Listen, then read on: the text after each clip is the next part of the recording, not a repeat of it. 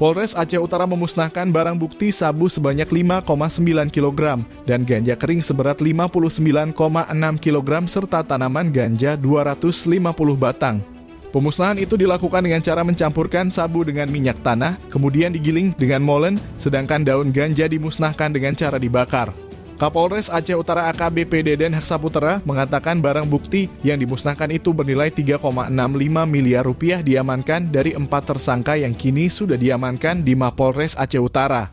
Dari pengungkapan itu, petugas mengamankan satu tersangka berinisial MY di saat mengambil paket tersebut di loket angkutan umum Jalan Gagak Hitam Kecamatan Medan Sunggal Kota Medan, Sumatera Utara pada 17 Agustus 2023. Sedangkan barang bukti lainnya daun ganja kering diamankan dari NAS di rumahnya di Gampong Tupin Reusep, Kecamatan Sawang, Aceh Utara pada 5 Juli 2023.